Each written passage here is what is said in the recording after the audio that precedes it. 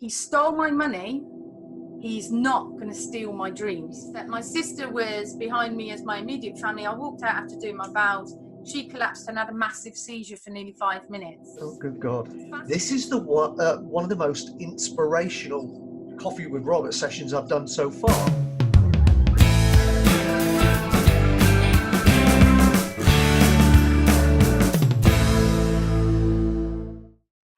Hi everybody, welcome to today's Coffee with Robert. I've got a very special guest with me today, a lady called Gail Reynolds, who's achieved wonderful things in the direct selling industry. But as always, I want to talk to her about some of the struggles and the challenges she's overcome. I'm looking for the human side of the story. She's done incredible things, but she started where everybody else starts, right at the bottom. So what's the difference that makes the difference? Let's hear that from Gail. I can't wait to find out. Hi Gail, welcome to the show. Hello, and thank you for having me. You're welcome. It's great to have you here. So I'm curious because we were just having a little pre-chat before we got started. And I know the direct selling industry is, faces a lot of challenges. An awful lot of doors are being closed to it in terms of where you can advertise and all this sort of stuff. And we don't need to get into that. But what it basically means is it can be even tougher in that industry than an awful lot of industries, because nobody really wants to give you a helping hand when it comes to actually getting out there and making your mark in that industry. But you've done it and some. I mean, you've made a huge mark. You're a mum of 2, right? Am I right? 3. 3, mother of 3. Well, there you go then. So even more impressive. So mother of 3, and you've managed to achieve this. I think you've got a business that turns over around about £6 million a year, something around about there. And you first did that in 2011 and have maintained it since. So I'm suitably impressed with that. And that takes a special kind of a mindset, special kind of a person to not only achieve it, but maintain it. So I'm going to stop talking now because I really want to hear how you did that, where you came from, what you overcame to achieve it, and where you're going from here. So over to you, Gail. No pressure. No pressure.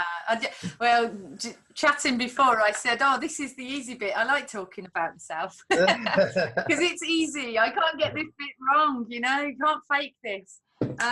So really, going back, I suppose, to my childhood, really, I'm one of 81 great-grandchildren and grandchildren. So I come from a huge, huge family. So putting food on the table was the most important part of growing up, really. That's what I remember the most, getting the food on the table, So actually I was brought up knowing the value of money, the value of family, the value of work, hard work. So I was taught that. My mum worked 3 jobs. So by the time I got to 18 and actually had my first child, Ashley, for me, it was like, okay, well, I can't go and get a job. I've got a kid. I ended up on the dole. I left school at 15, working in factories and whatnot. But then roll forward, I'm 21, I've become a single parent. I'm like, oh my God, this isn't working for me. Met someone else, had another baby, age 25. I'm still on the dole. I've still got no money, got no job prospects. I kick him out. It was quite a violent relationship, may I add. But I overcome it all. And age 25, I look in the mirror and I go, this isn't me. This isn't the life I was supposed to lead. This isn't what my nan taught me. This isn't the work ethics that she instilled in me. This isn't the values that you're supposed to be giving your kids. And I literally looked in the mirror and didn't see myself. I saw someone else. And when people say they have this epiphany, they have that moment.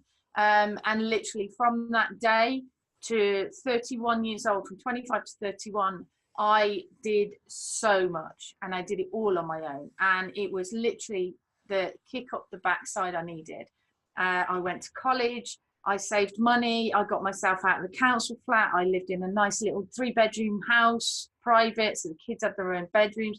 And it was then when I'm 31 and I'm driving cars, I'm going on holidays with my children, that I met my husband now, that I've been with for 17 years.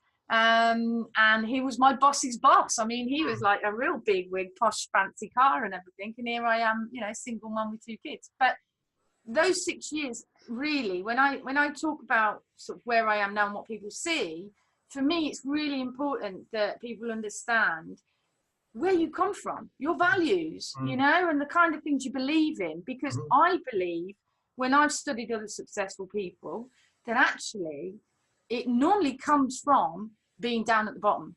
It normally comes on experiencing something that you never want to experience again.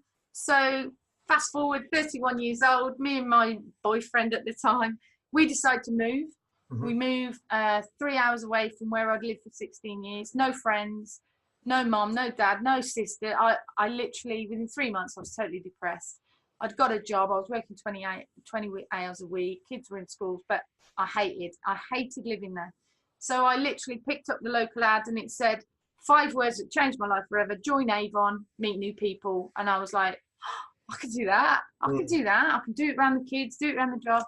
And you know what sold it to me was, I remember my nan having an Avon lady. I remember the joy and the happiness and that half an hour apiece that she used to get away from the 81 grandkids. So I had a real beautiful sort of memory of the company. And the opportunity was the right opportunity. The timing was perfect, you know, and I was in the right place. I was ready to do something. I needed to get out there. And I'll be honest with you, my first 2 weeks, I earned a £5, but for me, I found 12 new friends. So Brilliant. they called themselves customers. Less like they called themselves customers. I looked at them as friends, because that's what I was looking for, meeting new people. And I was totally sold. I literally, if I think about it, I worked it out. I was on something like 20p an hour. Wow. You know, when I really sort of, the nitty gritty of it, I was putting 20 hours a week into that business, finding these customers. And if I was like most people, you look at the paperwork and you go, well, you've done that many hours, you've got that much in sales, and you've earned that much. What are you doing it for? For me, even to today, it's the same reason: to meet new people, experience other people. And the beauty of what I chose to do meant I could also help other people, which just made it a no-brainer for me. So I literally went on from that day, totally sold, loved it, and went on to start recruiting other people, teaching them what I learned. And as I was getting better at it, so other people could learn from me. So I kind of realized that duplication was real key. And I just went and went and went. And I thought, well, if I have 50 customers now, in a year's time, I'll have 100. Then I'll have 200. And if I teach someone else to do it, she'll have. And you know what? It doesn't come without hardships. You know, it wasn't an easy ride. But the one thing that kept me going, every time I had a pitfall, something that happened, and I had plenty of them, trust me, make your hair curl. Every time something seemed to be that barrier that was going to stop me, every time I remembered why I was doing it. And I was doing it to meet new people and actually experience life with my kids, because now I don't have to pay a babysitter. Now I don't have to be away 12 weeks of the year in a job that I hated and pay someone else to look after my kids. So when I had my bad days, and I had plenty, I would just remember that, and it would just always put a smile on my face. It's like, yeah, it's crappy weather. Yeah, it's like 2 inches of snow today. Yeah, no one's answering the door. You know, all of that stuff that comes with the job. Yeah. It never, ever outweighed why I was doing it. And that's why I think I became as successful as I was, as I am. I love it. Yeah, I mean, the two massive takeaways from what you shared so far. Earlier on, when you were talking about your background and everything, you got to a situation in life where everything got too painful and you had to do something. So I call that like a moment of inspirational dissatisfaction. It's like, this can't go on anymore. I've got to do something to change it, and I'm going to do whatever it takes. And it's an absolute fact that for most of us anyway, that pain, or the promise of pain, is a bigger motivator than any promise of gain. You know, we're motivated to get up off our backsides and do something if we think something's going to start hurting. And so that's actually, for people who are watching this right now, are in that very position, that's not a bad thing. That's not a bad thing. Use it as inspiration, use it as fuel to do what Gail's done. And the other thing that I want to mention as well, which is key, I think, is that I'm a real studier of people, which is no surprise probably given what I do. But I notice when I study success that you seldom come across anybody who is truly successful and experiences long-lasting success if they get into their business purely to make money. If there is no passion, business is hard. Business is hard. You've got to be tough to stick it out. And sometimes you need passion to keep you going. And it's my feeling from listening to you that if you'd have got into Avon purely with one eye on the money, you'd have stopped, you'd have quit. But because you felt you had a purpose that was bigger than the money, it was the people. You were making friends and you were helping other people. So you were doing something, you were growing into something that was bigger than you, that kept you going. So I applaud you for that. But there's some, I wanted to kind of chime up there because there's some great lessons there for people who are watching this, who are maybe stuck trying to figure things out. So I'm going to let you roll on anyway. I want to continue listening. Sorry about that. No, it's fine. It's totally fine. I mean, would you like me to share some of those moments where I really did think I'm ready to quit? Like most people do, you know, I've had them moments. So I can share some of those if you think that would be inspirational. Yeah. I definitely do. I definitely do. Anything you want to share, I'm all ears. Lovely. Yeah. So over the period of time since I started, so 2002, then I started the business, and it's now a huge business. It sells over 7.5 million a year now. Wow. And I don't have to do anything. It's a passive income. It's a residual income. I'm literally living the dream that people think is not actually accessible. Sure. And I literally left school at 15 with no qualifications. I'm not clever. I'm not, you know, I haven't been to university. I haven't got business degrees coming out my ear holes. I just like people. But the thing is, when you are like, I say I'm leader-led from the heart. So I lead from the heart in my business. I don't lead from the mind or the monetary or the bank or what the economy says or what the people are doing outside of my business. Don't do that. I just lead from the heart. What's good for me? What feels right for me? And there's been moments that doesn't serve me well because I am heart-led. So therefore that opens up a degree of, I suppose, people taking advantage of that.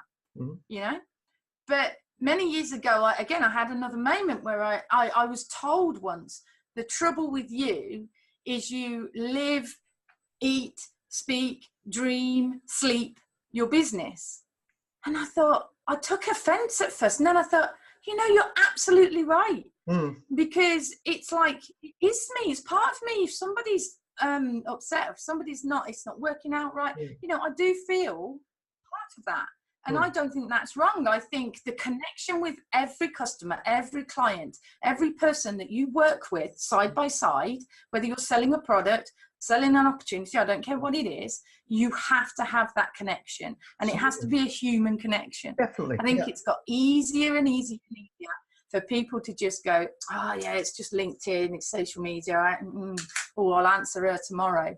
And for me, having not got lost amongst it, trust me, I use it, but I don't get lost in it. So for me, it's that human connection that I've kept from day one. I value the same, the person that I knocked on first, I remember her name, I remember her dog's name, I remember everything for my very first customer. But I remember the last customer I spoke to too. You know, and I just think that for me, that's really powerful, but it can be a really hard lesson to learn whilst you're learning to run a business. And when I say that, I mean, we invested, this will make your hair curl, we invested about £60,000 with one of our family members halfway through our career. Because it was a family member, because he was already a self-made millionaire, because we thought, oh great, this is an easy way to sort of help the money grow for our dream home. Basically, within 6 months, he stole the money. Oh, God. Every single penny. 10 years of savings, 60 grand's worth of savings. Don't expect my kids' savings were in there from when you don't expect it from family. No. And so it was a total like mental breakdown for me for like 2 days. I was like, but his family, he knew he was taking that money, and he knew. And you know what? He didn't just take it from us. He took it from his own brothers. He took it from 120 other investors. 1.2 million he took, you know. So on the grand scheme of things, after a couple of days of like crying and it's everyone else's fault and a bottle of vodka, or, you know, I was absolutely traumatized that this family member had took total advantage of us. And what happened was, again, a moment I got up and I got a flip chart out, much like what you've got behind you there. Yeah. And I remember it so clearly. I got this flip chart out and I said to my 2 girls, I had Libby and Rosie at the time at home, and Libby was about 15 and Rosie was about 6. And they saw me going through all the screaming and the shouting, and it's not fair, and me and my husband having arguments, you know. And I got up that morning and I thought, do you know what? He stole my money. He's not going to steal my dreams. And that's what clicked me out of it. Good for you. Anyone can take the money out of the bank, but nobody can take what's in here and what's in here. No. So I refused to allow the fact that he took that money to stop me from building my dream.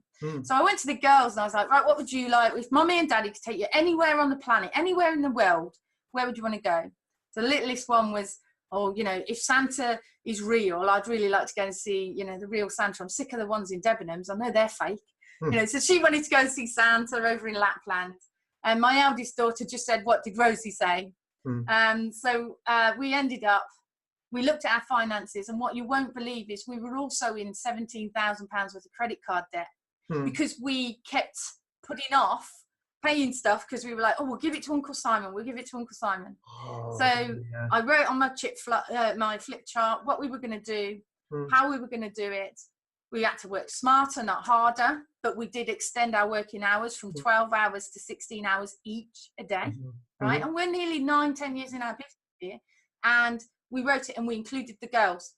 So mum's going to go and find 10 customers extra a week, and you're going to come with me after school. All of the small, intricate details. Cutting it short, that was the 5th of January. By the 21st of December, we'd bought and paid for 5-star, 5 days, all-inclusive holiday to Lapland. Okay, it cost us well over £5,000 or £6,000. We paid our credit card debts off, and we have forgiven our uncle for the money he stole. But we'd also managed to save, which is incredible, we managed to save £20,000 towards what he'd stolen. And yet that 60 grand took us nearly 10 years. Yeah. So the power of your heart and the power of your mind and the power of the people you're doing it for, you cannot underestimate it. No, you absolutely. cannot underestimate it. Most people will sit down, they will lie down and they will cry and they will go, it's not fair, he's took the money, that was my, because it was for our dream home. It was a deposit, £100,000 deposit we were working towards for a dream home. And so I just decided, no, you can take the money, but you're not taking my dream. You know, and I'm calling you, you're calling me today from my dream home, you know, and I'm overlooking hills and I've got the beach to the left. I'm in my dream home. If I'd have laid down and decided it's not fair, I wouldn't be here. There's many stories that include, we got married on a shoestring in 2003. We had 12 people come to our wedding and they all had to pay a tenner for their meal. We were that poor, right? But we got married and I said to Brian, right, if we're still doing this Avon thing in 10 years, can I have like the whole thing? You know, if we can afford it, can I have the whole thing? We fast forward 2013 and I not only had the whole thing, you know, 125 family members. We hired like a chateau and the whole of the land for the whole day and night. It was just incredible.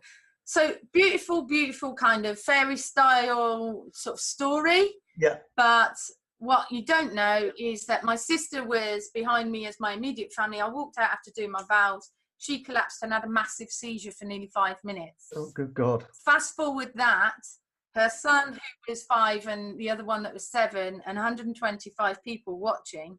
Fast forward, that's June on my wedding day.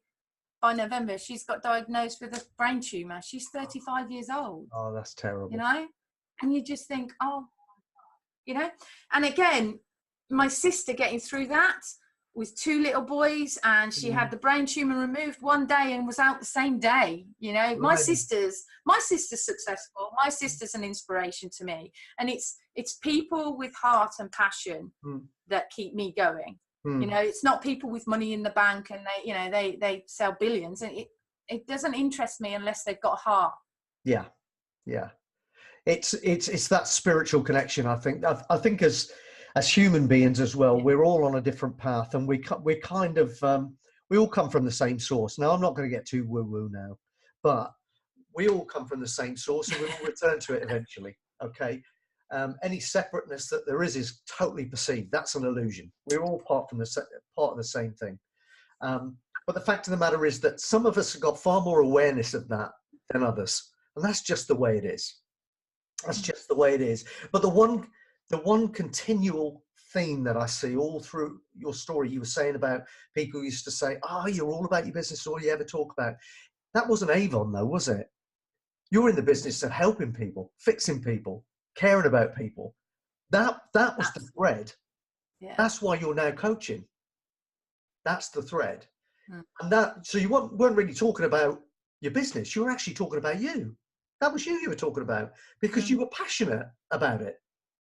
And I think that's super cool. And I love the fact this is, I'll be honest with you, this is one of the most inspirational Coffee with Robert sessions I've done so far. And I thank you for that, because you've been open, honest, and really sure. Thank you. And you're giving off a real warmth. And I know after spending just a few minutes with you on here, exactly why you've been so successful, because it would be extremely difficult not to like you. You're a really special person. You can tell that. You've made a difference to a lot of people, you know. And what I love about you most of all is you've been very, very successful, but your focus has never really been on you. One thing I want to mention, burning your bridges, very important. I've got a little story of my own, and I'm going to keep this short because this is about you, not me. But just to highlight what you were saying then, when I was touring, I'd always wanted to be successful in the music business. I was doing really, really well. Some weekends I was playing at football stadiums and all this sort of stuff. And we were very, very successful, always around the world though. But I'm a real family man. I love my family. It's number one. And I always remember being in a hotel room in Melbourne. And my wife called me up, and she'd had some cancerous cells discovered, and they were growing quite quickly. Now, thank God she's still here, and it was all okay in the end. But I couldn't be there, and that killed me. Yeah, absolutely killed me. And then my little son, who's now almost 27, who works with me in my business, Tyler, came on the phone, and he was crying, and he said the words, "Daddy, why don't you live with us anymore?" He just didn't understand Daddy was earning a living, and it broke my heart. I'm getting emotional there. And I couldn't afford to leave. I couldn't afford to leave, but I knew I had to. It took me 2 years. I got out, and in the end, I got out, and I started a small business. I couldn't make enough money. It was just a cleaning business at the time. Couldn't make enough money where I am in the South Coast, so not far from where you are, actually. And so I also opened it up in London. I used to tow a caravan up and down. I built the business, put people in place. I swear to God, I had no idea what I was going to do with my life or how I was going to pay for things. In 6 months, I'd not only moved to a bigger house, which I didn't know how I was going to pay for when I did, but I'd also not only replaced my income, but I doubled it in 6 months. And the reason for that was because I had no choice. And it was that moment of, I can't carry on like this. And that's why I think I've been like, I don't often get emotional like that when I'm talking to people, but I've really connected with your story because I think you love your family like I love my family. So it struck a bit of a chord with me. Yes. So when we finished, I'll go have a good cry. No, but so no, it's brilliant, absolutely brilliant. It's been brilliant talking to you about it. And listen, I mean, I know you've got things to do, and I've got a feeling we might have one or two more stories for another one of these somewhere down the line. But what I'd love to be able to do, because I know you've moved into coaching now, and I've had a look at your website and it looks great, and obviously it's just an extension of who you are and what you want to do for people. So I'd love if you can tell people a little bit about what you're doing on that side and how they could connect with you and get some more information. And we'll obviously put it on the video and underneath the video so they can connect with you as well. So over to you again. Yeah. So it was 2018, January 2018, where I had a bit like what you've just explained, really. For the year previous to that, I felt, do you know what, it's not feeling, I don't feel right. It doesn't feel like I'm connecting. We went totally online in like a 2-year period. And although it was faster and, you know, cooler and slicker and all of that, I wasn't connecting. I wasn't meeting. I wasn't going and spending time with people and petting their dogs and sort of holding babies. You know, it sounds really daft, but I wasn't really part of someone else's life anymore. It took me a long time to realise it, but it came to January last year, 2018, and I literally just woke up and I went, I know what I'm going to do. And my husband was like, what? And I said, I'm going to write down my skills. I'm going to just write down all the things that I've learned over the 16, 17 years of doing that. And I'm going to see if I can do something else and share my skill set with someone or other people. So, you know, I'm not blowing my own trumpet, but as you write it down, you kind of think, oh, blimey, I know quite a bit. You know, through the fact that I was skinned, I had to learn everything from scratch. Everything. From building a website, YouTube channels, duplication, online training, events, everything. So as I'm writing this skill set down, I'm thinking, that's not bad actually, but how can I help others with that skill set? And actually it was another coach that actually said to me, tell you what you need to do, you need to write down your awesome list. And I thought, oh, that sounds cool, what's that? And it's literally, you just write down all your achievements, all your proudest moments, and you can see sort of the moments in your life that either made you change, made you make that decision that you thought you'd never make, or actually steered you in a different direction totally. Or it brings you back home almost.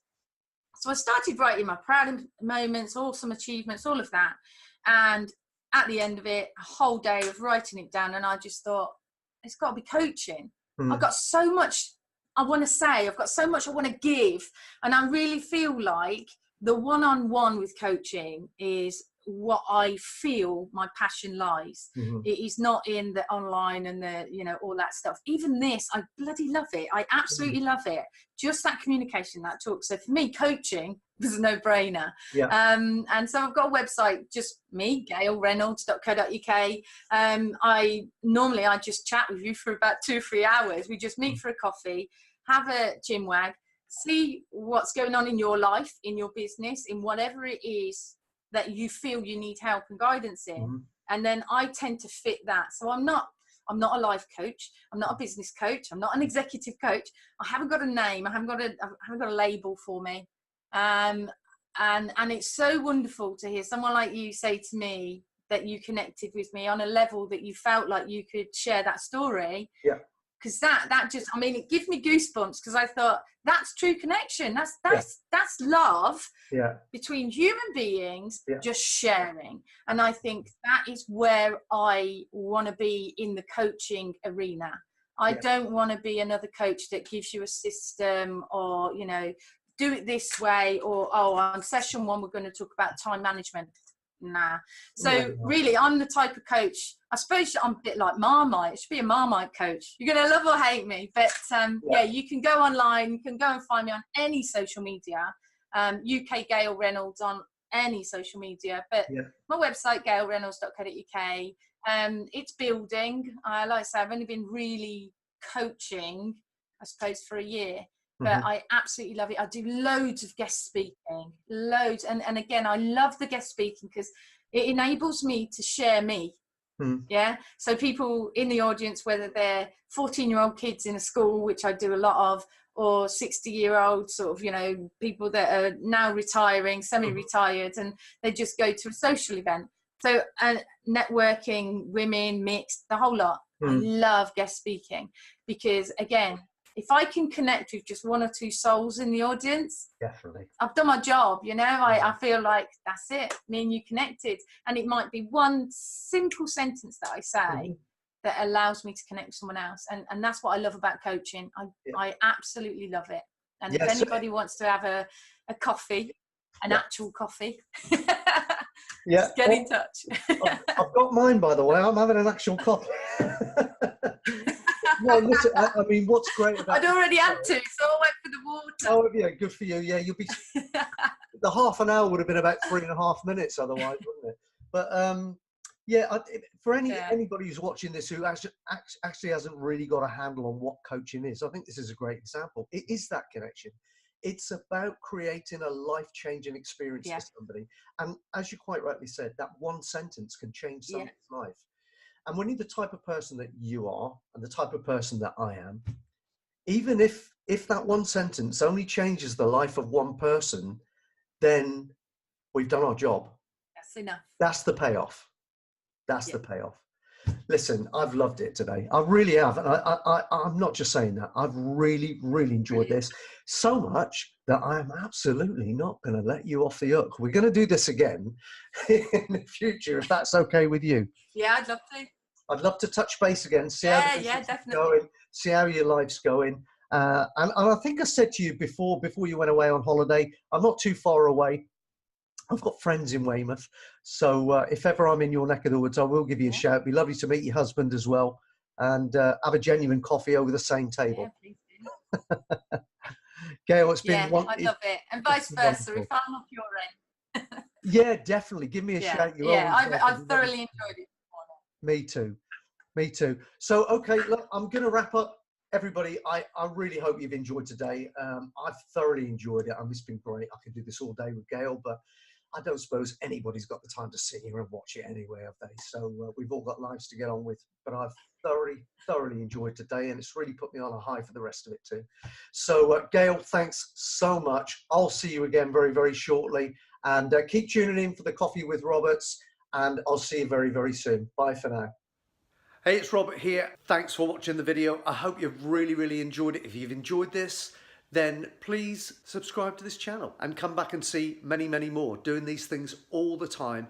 And if you want to know when the next one comes up, click the little bell and you'll get a notification each and every time we've got a new video up there for you to have a look at. And the other thing is, I nearly forgot. If you love everything to do with personal development, business development, and just getting yourself into a peak state, then you're going to want to get over to my free webinar training, which is going to show you exactly the steps to take to overcome any inner barriers that are stopping you from achieving in life and business right now, and exactly what to do to get that put right and start living the life of your dreams, starting right now. Sounds like a tall order? Promise you, you can do this stuff. Get across to my webinar training. The link is in the description below this video.